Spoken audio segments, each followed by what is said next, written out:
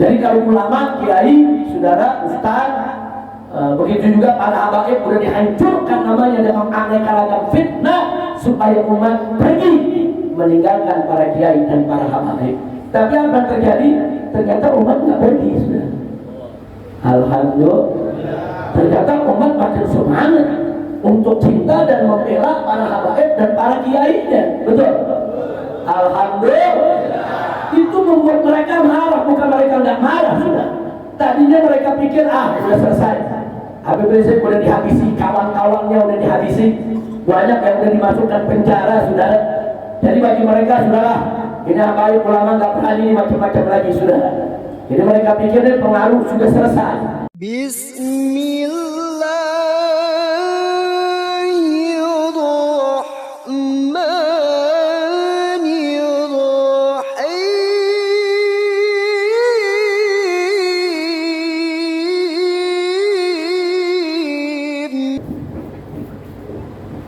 Assalamualaikum warahmatullahi wabarakatuh.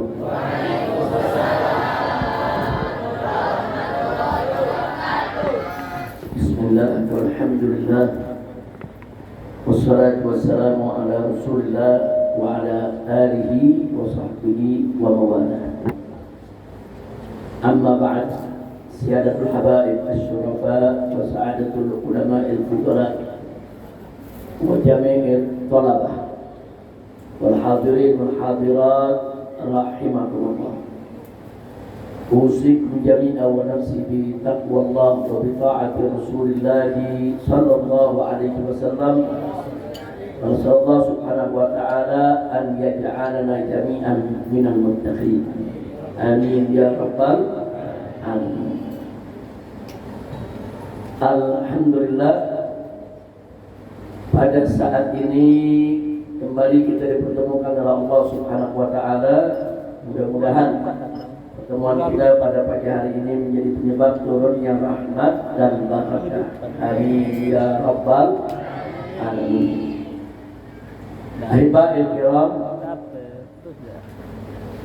menyambung dari ceramah yang saya sampaikan semalam ya ikhwan, saya ingin menekankan kembali khususnya kepada para habaib, juga kepada para ulama, para kiai, supaya yuk sama-sama kita bekerja keras dalam rangka merajut ukhuwah persaudaraan kita. Khususnya hubungan antara habaib dengan kiai, dengan ulama, ini harus betul-betul dijaga. Karena saat ini yang menjadi benteng umat dari segala bentuk serangan musuh-musuh Islam di kita punya negeri, yaitu habaib dan ulama. Kalau dua kekuatan ini bersatu, maka bagi musuh-musuh Islam ini merupakan ancaman. Kalau bagi kita itu merupakan benteng yang kokoh. Tapi bagi musuh-musuh kita itu dilihat sebagai suatu ancaman, sehingga mereka tidak akan pernah mau melihat habaib dan ulama bersatu. Nah, itulah sebabnya kita lihat ada gerakan-gerakan mengadu domba ulama, memecah belah kiai, memecah belah habaib, dan seterusnya, caci maki, hinaan, serangan. Nah, ini harus kita lawan, bukan lagi dengan caci maki kepada mereka, bukan, saudara. Nah, bukan dengan mencaci kembali, tapi dengan merajut ukhuwah yang ada di antara kita, sehingga persaudaraan itu kokoh, nggak bisa dikoyak oleh siapapun, insya Allah. Karena dari sebelum Indonesia ini lahir baru tanggal 17 Agustus 1945. Sedangkan perjuangan para habaib dan ulama sudah ratusan tahun sebelum Indonesia lahir. Jadi bagaimana dulu para habaib dan para ulama kita bergandeng tangan, bahu-membahu, mereka gotong royong bekerja sama untuk menghadapi para penjajah. Apakah itu penjajah Portugis yang datang, penjajah Belanda, penjajah Jepang, saudara. Nah, dari dulu habaib dan ulama itu bersatu. Bahkan berapa banyak kiai-kiai kita dulu yang menjadikan pondok pesantrennya, saudara, sebagai posko mujahidin, posko para pejuang. Dan berapa banyak dulu ulama-ulama kita siang hari buka kitab mengajar umat, malam hari panggul senjata menyerang pos-pos penjagaan para penjajah. Jadi artinya jasa para habaib dan ulama di dalam memerdekakan Indonesia itu sangat besar. Jangan melulu kita dibohongi seolah-olah ulama nggak ada jasanya, habaib nggak ada jasanya, saudara. Yang berjasa hanya kelompok-kelompok sekuler, kelompok-kelompok liberal, kelompok-kelompok yang nggak peduli dengan Islam. Nah, saya lihat saat ini ada gerakan pembelokan sejarah. Nah, jadi bagaimana ada upaya membelokkan sejarah, saudara, untuk menghapus jejak perjuangan para habaib dan ulama di Indonesia, saudara. Seolah-olah ulama habaib cuma ngurus pesantren, mereka cuma ngajar aja, mereka nggak ikut kok berjuang. Siapa bilang? Berapa banyak para ulama kita dan para santri kita yang menjadi syuhada, mati syahid di dalam merebut kemerdekaan kita. Bahkan sampai kita baru merdeka, saudara, Belanda datang lagi dibantu Inggris. Terjadi perang, saudara, 10 November di Surabaya. Nah, itu ulama yang keluarkan resolusi jihad. Ulama yang turun, saudara. Puluhan ribu santri mati syahid untuk mengusir saudara Inggris dan Belanda agar mereka tidak menjajah kita lagi, saudara. Nah, ini nggak boleh dihapus dari sejarah.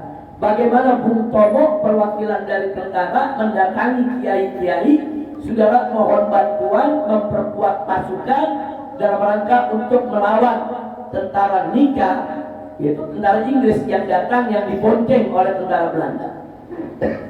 Dan itu disambut, saudara, oleh kiai-kiai, oleh ulama-ulama dari berbagai macam tempat, baik dari Nahdlatul Ulama maupun dari Muhammadiyah. Begitu juga dari Syarikat Islam, ormas-ormas Islam bersatu dan terjadi perlawanan habis-habisan. Dan perlawanan di zaman itu luar biasa. Seorang jenderal Inggris mati, Jenderal Malabi mati di tangan umat Islam, saudara. Nah, jadi itu peristiwa luar biasa. Nah, ini nggak boleh dilupakan. Ini jasa ulama dan para kiai serta para habaib di dalam memerdekakan Indonesia. Alhamdulillah. Nah, begitu juga lahirnya tentara. Dulu kita nggak punya tentara, nggak ada itu tentara Indonesia, saudara. Yang ada dulu Laskar Hizbullah. Laskar Hizbullah itu pejuang-pejuang Islam dari berbagai macam ormas, saudara. Dari NU, dari Muhammadiyah, dari mana-mana bergabung menjadi Laskar Hizbullah, saudara, untuk melawan penjajah. Laskar Hizbullah inilah yang di kemudian hari setelah kita merdeka menjadi TNI, Tentara Nasional Indonesia. Jadi laskar-laskar Islam disatuin yang dulu berjuang. Begitu kita merdeka, laskar Islam ini, laskar Islam ini, laskar Islam ini disatukan jadi tentara, sudah. Yang sampai saat ini tentara itu ada, sudah. Jadi nggak ada itu TNI lahir kalau nggak ada ulama. Dan siapa itu Panglima Besar Jenderal Sudirman, saudara? Santri, guru di Madrasah Ibtidaiyah di Yogyakarta. Nah, jadi kita bisa lihat, jadi jangan mengecilkan peranan ulama, peranan kiai, peranan santri, dan peranan habaib di dalam memerdekakan Indonesia. Ini sengaja saya sampaikan, ya, Nah, karenanya belakangan ini ada yang takut dengan kekuatan ulama dan kekuatan habaib, saudara. Nah, mereka takut betul, saudara. Apalagi setelah mereka melihat dengan mata kepala mereka jutaan umat Islam dari aneka ragam organisasi turun rame-rame ke Jakarta, digelarlah pada saat itu aksi 212, ya. Bukan mereka nggak ketakutan, mereka lakukan studi. Kenapa umat Islam bisa kumpul? Kenapa dari berbagai daerah kok bisa datang? Siapa ini yang kerjakan ini? Yang kerjakan habaib dan ulama. Kalau nggak ada habaibnya, nggak ada ulamanya, nggak ada 212, ya. Dan kenapa umat mau datang, saudara? Karena mereka melihat ini yang pimpin para ulama, para kiai, para habaib dari berbagai macam ormas bersatu. Dari Pontianak ini ribuan yang datang sudah. Nah, jadi kita lihat akhirnya ada yang ketakutan. Nah, hati-hati, musuh kita ini kan bukan tembok yang diam, yang tidak bicara.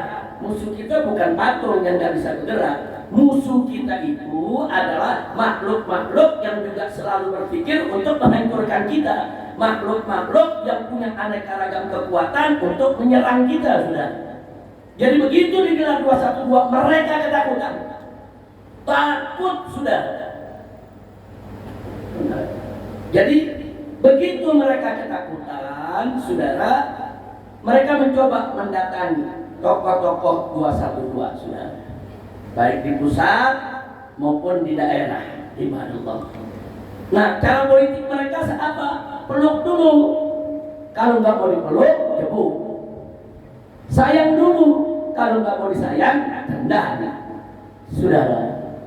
Nah, jadi itu yang terjadi. Jadi banyak tokoh-tokoh 212 yang dibujuk rayu sudah. Termasuk saya didatangi ke pesantren sampai dibunuh. Ditawarkan mulai dari 1 T sampai 3 T sampai terserah mintanya berapa syaratnya. Jangan lagi gelar gerakan Islam, jangan lagi gelar kumpul-kumpul seperti 212. Enggak ada yang minta apa-apa, jangan bikin gerakan lagi lah. Artinya apa? Ada yang ketakutan. Saudara, dia mau coba peluk, saudara, dia mau coba bujuk. Tapi karena kita menolak, saudara, nah, akhirnya apa? Karena menolak dipeluk, ya digepuk. Kalau politik begitu sudah, permainan politik itu jahat, begitu. Kalau nggak mau dipeluk, gepuk aja. Nggak mau disayang, tendang saja. Nggak mau dirangkul, pukul saja. Nah, karena kita tidak mau dipeluk, kita tidak mau dirangkul, kita tidak mau saudara dibeli oleh mereka, akhirnya mulailah mereka mengkriminalisasi. Bukan saya saja, teman-teman saya juga dikriminalisasi. Ustadz Baktiar Nasir dikriminalisasi, saudara. Nah, kemudian Haji Munarman SH bukan lagi dikriminalisasi, diterorisasi, saudara. Nah, kemudian masih banyak yang lain. Nah, kenapa saudara dikriminalisasi sedemikian rupa? Supaya orang-orang ini bisa dibungkem, jangan ngomong lagi. Jangankan mau kumpul lagi 212, saudara. Udah nggak usah berjuang lagi. Mereka lakukan tahwid, sudah menakut-nakuti. Tapi ternyata tidak bisa mereka bendung. Akhirnya tahun 2017 umat tetap kompak dan berhasil merebut Jakarta dari seorang pemimpin, saudara, yang korup, yang arogan dan menista agama. Itu perjuangan nggak sembarangan, saudara. Kenapa saya katakan nggak sembarangan? Bagaimana bisa seorang calon gubernur yang didukung presiden, yang didukung Kapolri, yang didukung Panglima TNI, yang didukung oleh perangkat negara, dan pegawai negeri dipaksa untuk memilih dan memenangkan orang ini sudah. Di atas kertas, secara ilmu politik dia mesti menang. Karena konglomerat para oligarki pun mengeluarkan uang miliaran triliunan untuk memenangkan orang ini sudah.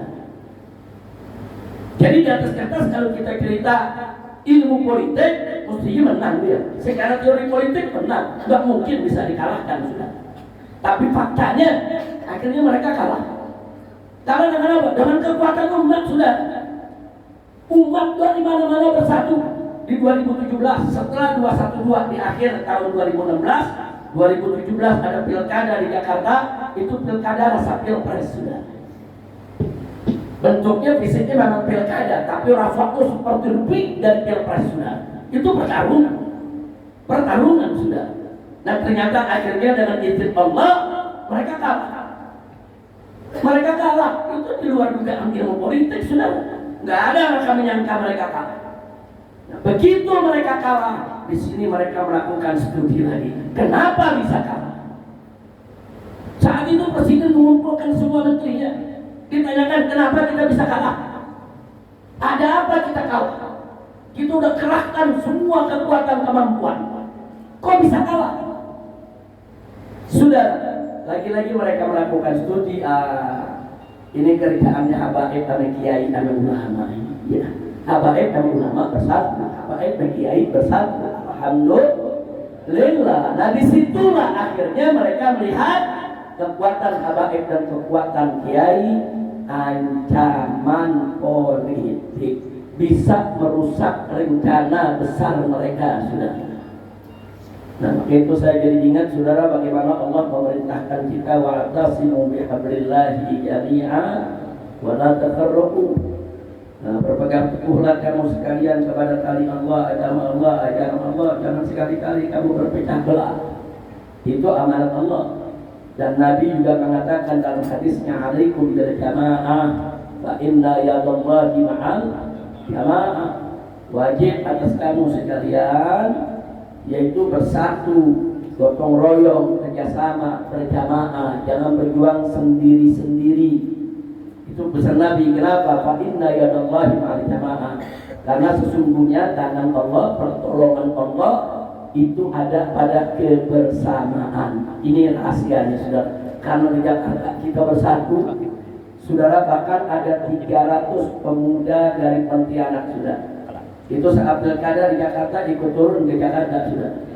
Sampai presiden marah-marah, sampai Kapolri marah-marah. Saya dipanggil oleh Kapolri. Ini kenapa orang dari daerah kok datang ke Jakarta? Ini kan pilkada, bukan urusan orang daerah, sudah. Bahkan saya diminta oleh Kapolri saat itu, Habib bikin pengumuman supaya orang-orang ini pulang ke kampungnya masing-masing. Jadi ada datang dari Kalimantan, dari Sumatera, sudah ada dari Sulawesi datang.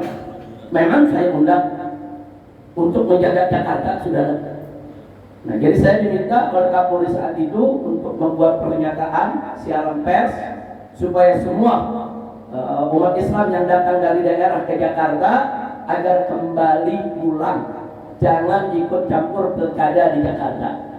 Waktu itu saya katakan kepada Kapolri, boleh saya umumkan itu, tapi Anda dulu yang mengumumkan bahwa semua kader-kader partai yang mendukung saudara calonnya pemerintah, saudara, itu juga turun ke Jakarta semua. Kader-kader partai dia turun, satgas-satgas itu turun, bahkan anggota-anggota dewan dari daerah dari partai-partai tersebut yang mendukung si penista agama ini, saudara, turun. Saya bilang, Anda umumkan dulu, Anda umumkan, hei, semua kader-kader partai, sebut nama partai. Kader-kader partai tersebut yang datang ke Jakarta supaya pulang 1 kali 24 jam. Kalau nggak pulang, saya tangkap semua. Anda dulu bicara begitu. Kalau Anda bicara begitu, baru saya minta umat Islam yang ada di Jakarta supaya kembali ke daerahnya. Sudah, saya masih ingat. Tapi Kapolri bilang, ya nggak mungkin lah, ini kan pangkat saya dari presiden, pangkat saya kan dari partai tersebut. Nah, mana mungkin saya lakukan itu? Ya kalau Anda nggak berani, ya jangan suruh saya bubarkan enggak. Lalu tanya, untuk apa mereka datang? Untuk membantu umat Islam Jakarta menjaga setiap TPS agar tidak dicurangi, tidak didatangi preman-preman yang melakukan intimidasi di setiap TPS. Sudah saya sampaikan, jangan coba-coba curang kita lawan dan kita selesaikan, kita eksekusi di setiap TPS siapa saja yang curang. Saya sudah turunnya, saya bilang pemuda-pemuda dari Jawa Barat, dari Banten, Jawa Tengah, Jawa Timur, dari Pontianak, saudara, dari mana-mana. Dan mereka siap kalau sampai ada kecurangan, coba-coba mencurangi, kami akan lawan. Nah, sampai dikatakan, waduh, Habib, ini kalau begini, Habib bisa ditangkap. Ini Kapolri membicara sudah. Saya katakan, ya kalau mau tangkap aja sekarang. Jangan sampai nanti nggak bisa nangkapan. Tangkap sekarang kalau mau tangkap. Saudara, itu hanya tinggal sehari, 2 hari lagi pilkada, sudah. Nah, jadi sekali lagi saya mau sampaikan, ada yang marah besar dalam kekalahan mereka, saudara. Makanya akhirnya saya dikriminalisasi dengan 17 perkara, saudara. Kemudian saya hijrah, yaitu ke Mekah. Ada yang bertanya, kenapa hijrah Habib? Apa Habib takut menghadapi hukum? Saya ini sudah berkali-kali menghadapi hukum. Saya sudah keluar masuk penjara. Saya nggak pernah lari dari panggilan polisi, saudara. Kalau itu murni kasus hukum. Tapi persoalannya 17 perkara ini bukan kasus hukum, ini kasus politik. Ini kriminalisasi. Nah karena ini kriminalisasi kasus politik, saya juga harus melawan secara politik. Kalau saya lawan secara hukum, habis kita sudah. Dikasih 17 perkara, kalau satu perkara saya divonis 2 tahun penjara. 17 itu saudara, dikali 17 bisa 34 tahun vonis penjara sudah. Ini politik. Nah makanya saya berangkat ke Mekah dan saya lakukan perlawanan dari Mekah sudah. Nah, jadi sekali lagi ini bukan konon katanya, memang ada satu kekuatan yang bergerak. Enggak suka lihat umat Islam bersatu, enggak suka mereka lihat umat Islam maju sudah, enggak suka sudah. Mereka lakukan penelitian, kenapa sih kok umat nurut banget sama kiai, nurut banget sama ulama, nurut banget sih sama habaib. Saudara, habib ulama kiai bilang A, semua ikut A, bilang B, semua ikut B. Mereka takut. Pengennya mereka, saudara, para ulama kita, kiai kita, habaib kita tidak ditaati umat. Itu yang mereka mau. Supaya mereka enak mengatur ini negeri semau maunya, saudara. Nah, akhirnya, saudara, setelah saya berangkat ke Mekah, mereka lontarkan aneka ragam fitnah, saudara. Habis prinsip begini, prinsip begitu, bahasa dikerahkan bisa-bisa untuk mencaci maki, menghina, menista, memfitnah. Sudah habis-habisan. Tujuannya apa? Tujuannya supaya para habaib, para kiai hancur nama baik mereka, saudara. Ini namanya karakter, saudara, karakter assassination. Ini karakter assassination, pembunuhan karakter. Jadi kalau ulama, kiai, saudara, ustaz, begitu juga para habaib sudah dihancurkan namanya dengan aneka ragam fitnah supaya umat pergi meninggalkan para kiai dan para habaib. Tapi apa yang terjadi? Ternyata umat nggak pergi sudah. Alhamdulillah. Ternyata umat makin semangat untuk cinta dan membela para habaib dan para kiainya. Betul? Alhamdulillah. Itu membuat mereka marah, bukan mereka nggak marah sudah. Tadinya mereka pikir sudah selesai. Habib Rizik udah dihabisi, kawan-kawannya udah dihabisi, banyak yang udah dimasukkan penjara, saudara. Jadi bagi mereka, saudara, ini habaib ulama nggak berani macam-macam lagi, saudara. Jadi mereka pikirnya pengaruh sudah selesai. Tahu-tahu mereka dikejutkan. Begitu saya pulang dari Mekah, turun di bandara, tanpa mereka duga, saudara, ratusan ribu sampai 1 juta lebih menyambut kepulangan saya di Bandara Cengkareng, saudara. Sampai hari itu pagi sampai sore ratusan penerbangan internasional, saudara, batal. Berapa triliun itu kerugiannya ada. Kita nggak punya rencana, saya sendiri nggak tahu kalau umat bakal sambut seperti itu, saudara. Jadi sampai 3-4 km jalan tol macet. Kenapa? Karena dihadang oleh aparat, mobil tidak boleh masuk. Orang pada parkir mobil di tol, pada jalan kaki sudah. Jadi artinya di sini itu yang membuat mereka kaget lagi. Loh kok udah difitnah, udah dicaci maki, udah dihina-hina.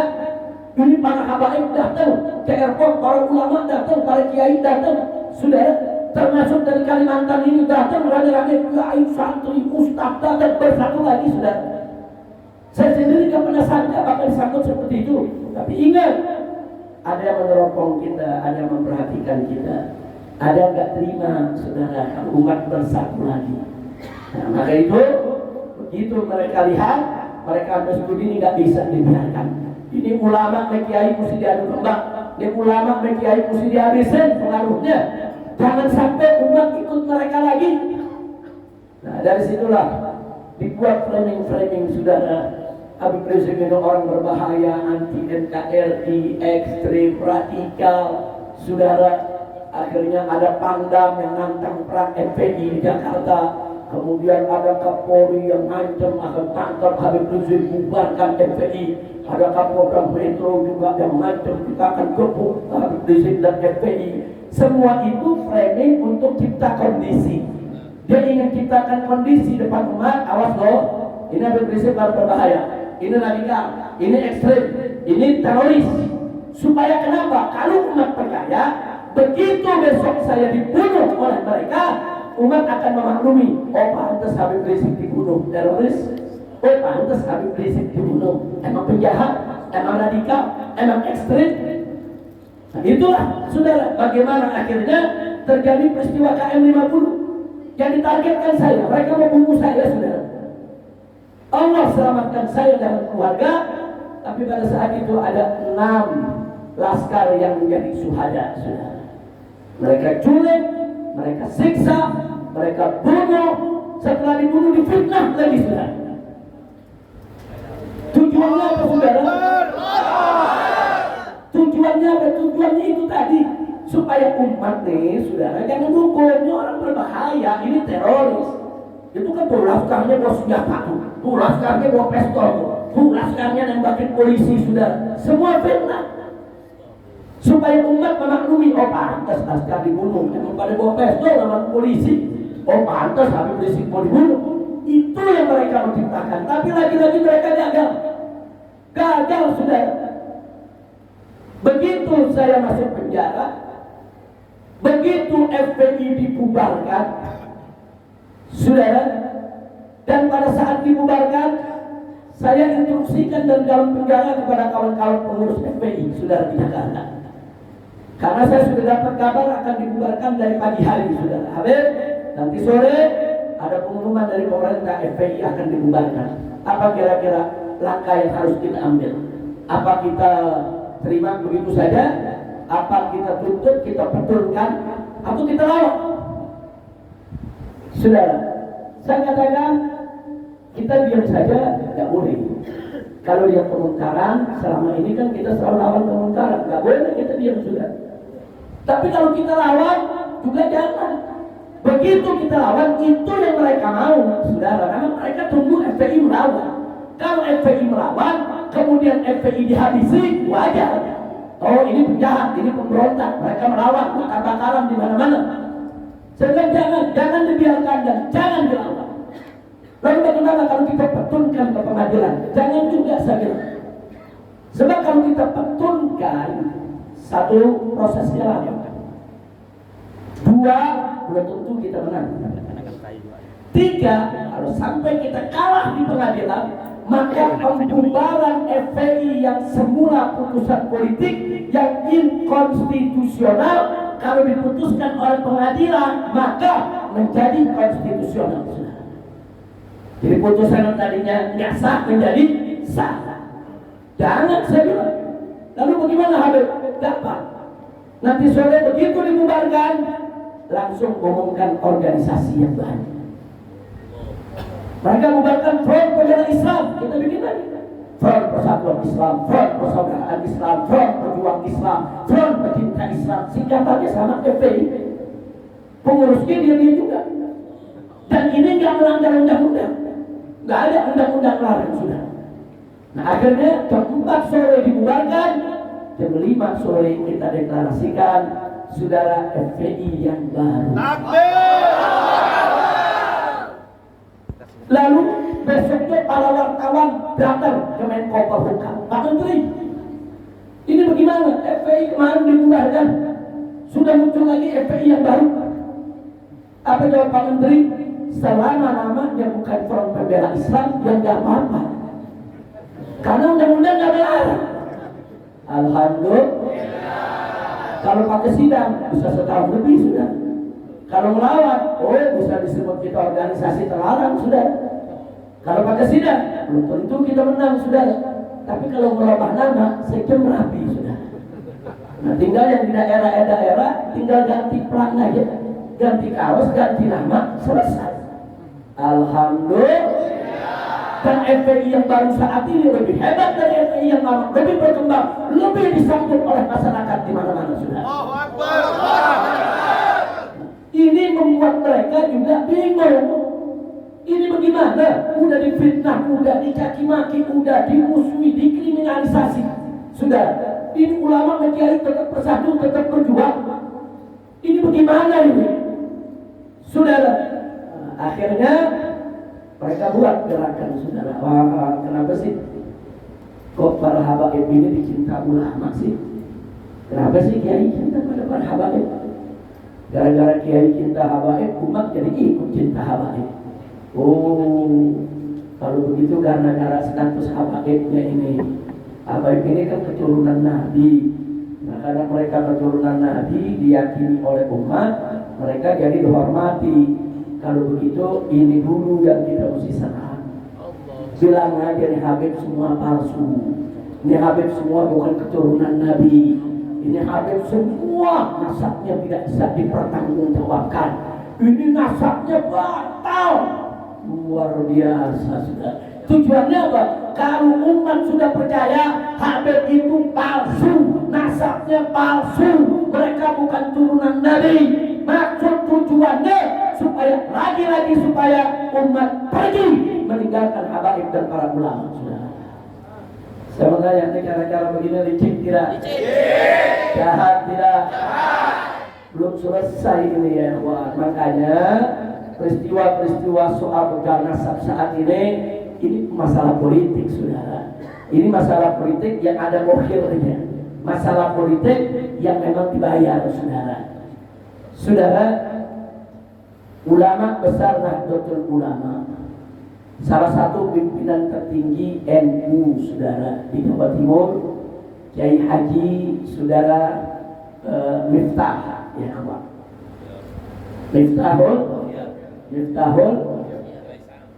ya saudara.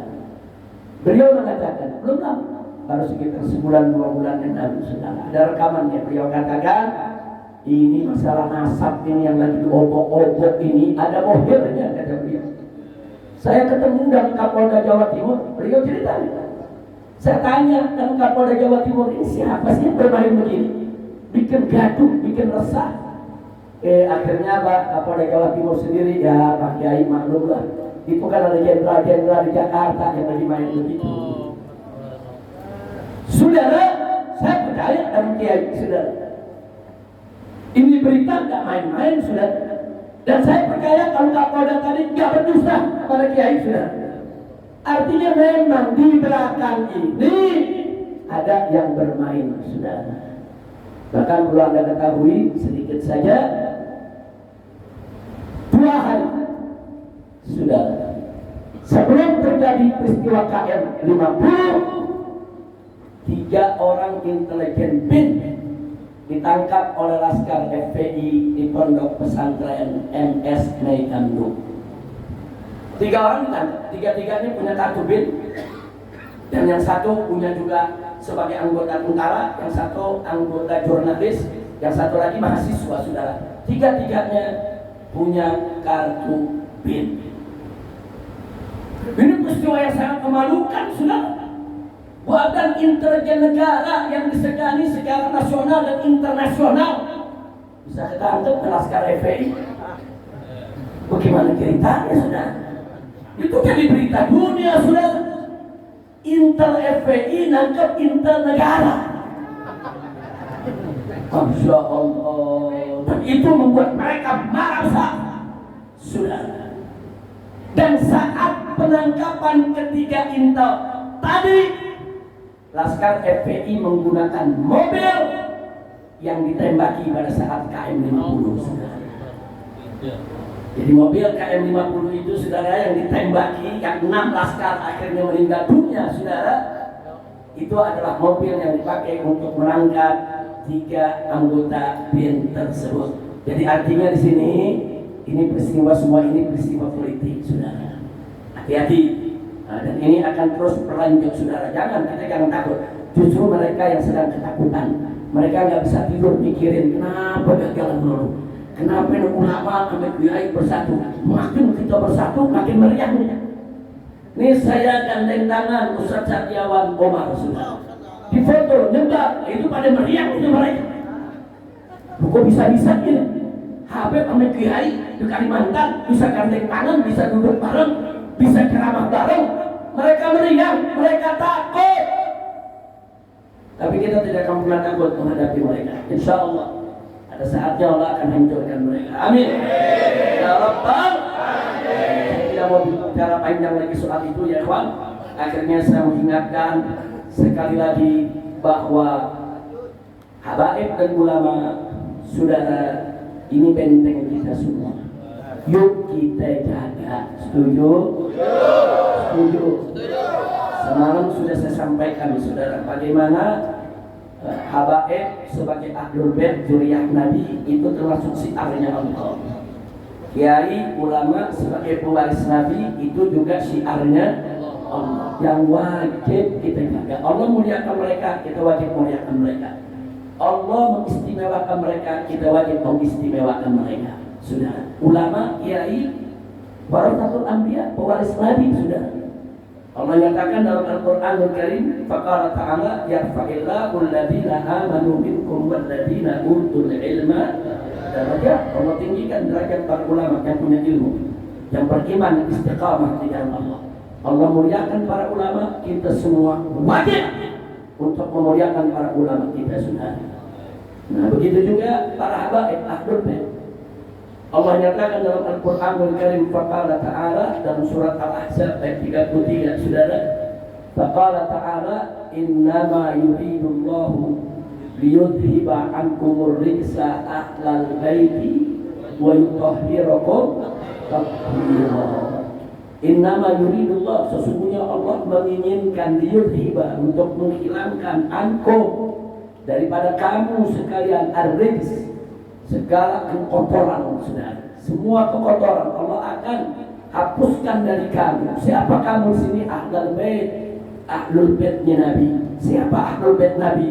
Istri Nabi, anak-anak Nabi, cucu-cucu Nabi, dan keturunannya. Kalau dalam mazhab Syafi'i lebih luas lagi, semua Bani Hashim dan Bani Matlabi. Sudah. Tapi setidaknya semua ulama sepakat bahwa zuriyah Nabi adalah ahlul bait Nabi alaihi salatu wassalam. Allah yang janjikan, kami akan bersihkan engkau, keluarga Nabi, dari segala kekotoran, wa yutahhirukum, dan mensucikan kamu, tathhira, sesuci-sucinya. Makanya kepada para habaib yang hadir di sini ataupun nanti yang mendengarkan rekaman, saya ingatkan, seorang habib wajib untuk menjadi suri tauladan di tengah umat. Hati-hati, hati-hati saudara. Jadi seorang habib itu bukan untuk dibangga-banggakan, bukan untuk disombongkan, bukan untuk merendahkan orang lain. Haram. Enggak boleh kita hanya berbangga-bangga dengan nasab, tidak. Dan Nabi sudah ingatkan, saudara, kepada semua keluarganya. Saudara, apa Nabi peringatkan kepada semua keluarganya? Nabi mengatakan kepada semua ahlul baitnya, jangan sampai ya'tin nas yaumal qiyamah bi a'malihim wa antum ta'tuni bi ansabikum. Jangan sampai nanti orang lain di hari kiamat, kata Nabi, datang menemuiku dengan segala macam amal baiknya, sementara kalian, hei ahlul bait, datang menemuiku hanya dengan membanggakan nasab. Nasab bukan buat dibangga-banggain, saudara. Nasab itu amanat, tanggung jawab, dan mesti jaga. Dan ingat, di dalam surat Al-Ahzab Allah ingatkan bahwa ahlul bait Nabi, khususnya istri-istri Nabi, saudara, kalau mereka berbuat baik, 2 kali lipat pahala yang Allah berikan. Dan kalau mereka berbuat buruk, 2 kali lipat dosa yang Allah berikan. Dan para ulama Ahlus Sunnah wal Jamaah mengkiaskan seluruh keturunan Nabi yang punya hubungan darah dengan Nabi juga masuk dalam hukum itu. Kalau seorang habib berbuat baik, dia dapat pahala 2 kali lipat. Tapi kalau dia berbuat dosa, 2 kali lipat dosa dan siksanya, sudah. Hati-hati, hati-hati, saudara. Bukan buat dibangga-banggakan, ini tanggung jawab buat dia, ya. Kalau ada nanya, kenapa bisa 2 kali lipat, saudara? Karena seorang istri Nabi ataupun keturunan Nabi, kalau dia berbuat baik, dia dapat pahala 2. 1 untuk kebaikan yang dilakukan. Yang kedua, karena dia menjaga kehormatan keluarga Nabi. Sudah, sebaliknya, kalau dia berbuat maksiat, berbuat buruk, dia juga dapat dosa 2. 1, saudara, 1 dosa untuk maksiat yang dia lakukan. Dosa kedua, karena dia sudah merusak citra kehormatan keluarga Nabi, mempermalukan datuknya. Seharusnya dia menjadi contoh menjaga kehormatan keluarga Nabi, justru dia merusak, sudah. Kira-kira jelas tidak? Jelas tidak? Karena itu kepada para habaib, jaga kita punya diri, jangan sembarangan berbuat maksiat. Apalagi sekarang ada kelompok begal nasab, saudara. Sedikit saja habaib salah, dibikin kiamat sama mereka, sudah. diserang habis. Nah, itu saya minta kepada semua habaib, siapapun Anda, yuk jaga kehormatan keluarga Nabi. Jangan kita berbuat seenaknya, jangan sombong. Hormati para kiai, para ulama kita. Cium tangan mereka, saudara. Dekati, jaga persatuan-kesatuan di antara kita. Setuju tidak? Setuju tidak? Takbir. Nah, itu yang saya mau sampaikan, saudara. Jadi sekali lagi, saudara, para habaib, begitu juga para kiai, yuk kita rajut kembali ukhuwah kita. Jangan mau diadu domba oleh siapapun. Tapi nggak usah khawatir. Ini program pegang nasab ini sebentar lagi habis, saudara. Karena dolar ini juga udah habis. Nah, ini akhirnya juga duitnya udah mulai habis. Kalau dananya nggak cair-cair, besok juga nggak ada cerita nasab lagi, saudara. Insya Allah. Memang kalau politik begitu, saudara. Nggak usah khawatir. Saya dulu bertahun-tahun habis dicaci maki, dihina, maki hina, dicaci maki hina, difitnah. Sampai sekarang masih ada. Tapi tetap ada cair begitu aja, saudara. Nggak usah khawatir. Tambahkan hati kita, hadapi perjuangan dengan sabar. Insya Allah Allah memberikan kemenangan. Ya itu saja, karena saya masih mau berangkat itu ke Habib Iskandar. Tuan rumahnya ada di sini. Dari sini saya mau ke sana, saya mau ziarah, saya mau silaturahim dan juga kumpul dengan jajaran pengurus DPD FPI Kalimantan Barat. Baik anggota FPI yang baru maupun pengurus yang lama, kita ingin kumpul. Kita ingin merajut kembali ukhuwah di antara kita, karena kebersamaan persatuan kita adalah kunci kekuatan kita. Insya Allah. Nah, sebagai penutup soal KM 50 tidak usah khawatir, saudara, kami masih memproses sampai hari ini. Nah, kalau ada yang tanya, Habib kenapa nggak dilapor ke polisi? Nggak perlu dilaporkan ke polisi ya Pak. Sebab kalau kami laporkan ke polisi, minta lagi kepada Kapolri, itu akan jadi pidana biasa. Sedangkan kami menganggap ini pelanggaran HAM berat. Nah, kalau pelanggaran HAM berat bukan di pengadilan biasa, dia mesti ada pengadilan HAM, saudara. Nah, itu kalau pengadilan HAM sebelum masuk ke pengadilan akan dibentuk tim penyidik, saudara. Penyidiknya itu bukan jaksa saja, penyidiknya itu bukan polisi saja, saudara. Tapi penyidiknya diambil juga dari tokoh-tokoh umat, diambil juga dari ulama-ulama untuk bisa menentukan hukumannya. Tapi kalau di pengadilan biasa, ya penyidiknya cuma polisi dan jaksa. Kita nuntut polisi, yang meriksa polisi, ya jangan mimpi, saudara. Kalau bisa dipermudah, maka itu kami tidak akan melaporkan ini ke polisi lagi, enggak. Tapi kami bawa ini ke pengadilan HAM, insya Allah. Nah, sebagai penutup, akhirnya saya sampaikan, tidak usah khawatir, doa kita selama ini Allah kabulkan. Umat di mana-mana banyak yang baca sholawat asbirul zalimin bil zalimin, saudara. Allah terima. Kita minta kepada Allah asbirul zalimin bil zalimin. Ya Rabb, bikin sibuk orang zalim dengan orang zalim. Adu mereka. Biar mereka benturan satu sama lainnya. Gobut. Sekarang kita lihat sudah musuh-musuh umat, musuh-musuh Islam, musuh-musuh kita yang kemarin memusuhi kiai, memusuhi habaib, mengkriminalisasi. Sekarang dia sama dia lagi pada ribut ya. Main buka-bukaan borok, main nuntut-nuntutan, main hina-hinaan. Coba kita lihat. Ini buaya lagi ribut, kita jangan ikut campur. Jangan ya, ada banyak Habib. Ini lagi pada ribut begini, bagaimana FPI nggak ikut campur? Oh jangan. FPI gelar tikar, taruh kopi, ngopi, nonton aja ya. Tapi ini ada apa namanya, musuh umat mau ditangkap nih, saudara. Saya ditanya bagaimana, Beb? Udah nggak usah heran. Ini yang ditangkap maling, yang nangkep maling juga. Sama-sama maling, saudara. Mereka lagi pada ribut, biarin. Bahkan saya kalau di mimbar-mimbar saya ajak umat, saya katakan kepada umat, awas, hati-hati, adu domba itu haram. Adu domba haram, saudara. Makhluk Allah nggak boleh diadu-adu, saudara. Begitu juga, yaitu adu manusia, apalagi adu domba aja haram, apalagi adu manusia. Ada nanya, kalau adu setan bagaimana? Wajib adu setan.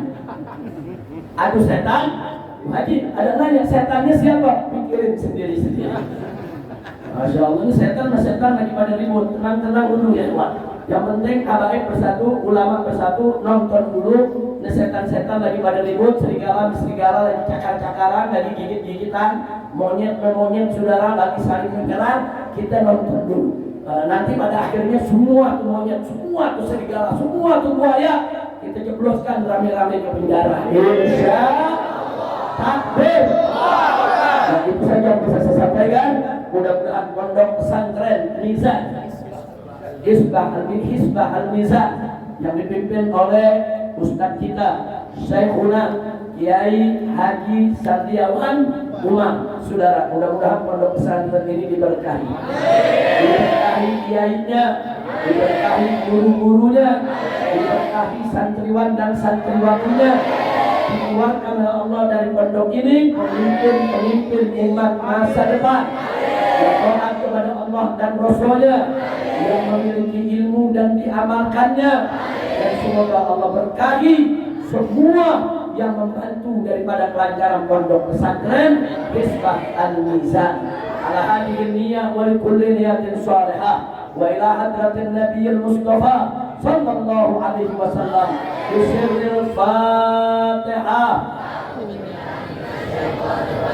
Bismillahirrahmanirrahim. Alhamdulillahirabbil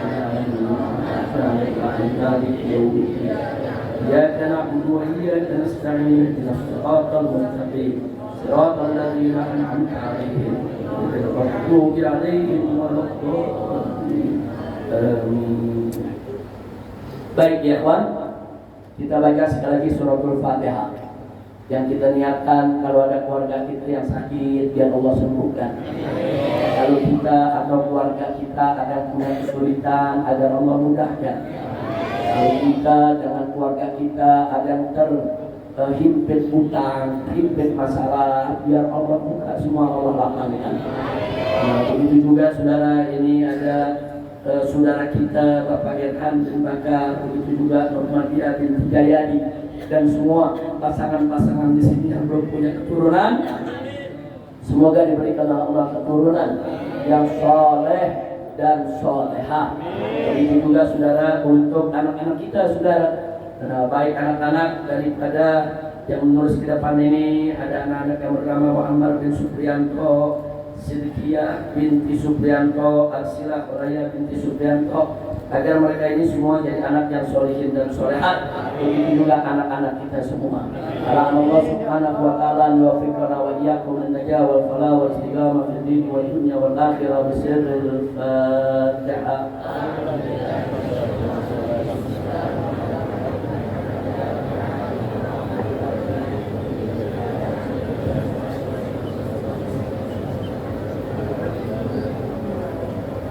Taqabbalallahu minkum. Terima kasih kepada Kiai Haji Sardiawan Umar. Terima kasih kepada para pimpinan FPI, ada Habib Faisal di sini, ada Ketua Mahkamah Frontnya, begitu juga ada Ketua Majelis Syurahnya, dan di sini juga ada Habib Ishaq Mutahhar yang telah menjadi wasilah bagi kita sehingga saya bisa hadir di Pontianak ini. Begitu juga Habib Iskandar dan kawan-kawan. Saya tidak sebutkan satu persatu nama. Ini ada orang tua kita ini, Habib Aidin. Ya, Habib Aidin kita punya orang tua, Masya Allah. Dari awal tahun 2000-an saya datang kemari ya kawan, yang pertama kali turun ke Habib Aidin merah-merah. Saudara, jadi Alhamdulillah kita doakan semuanya, guru-guru kita agar panjang umur dalam taat dan ibadah, sehat walafiat. Itu saja, terima kasih atas segala perhatian. Mohon maaf atas segala kekurangan. Hadani Allah wa iyyakum ila siratal mustaqim. Wa Allah subhanahu wa ta'ala an yuhaqqiq jama'a kamalana sirril Fatihah.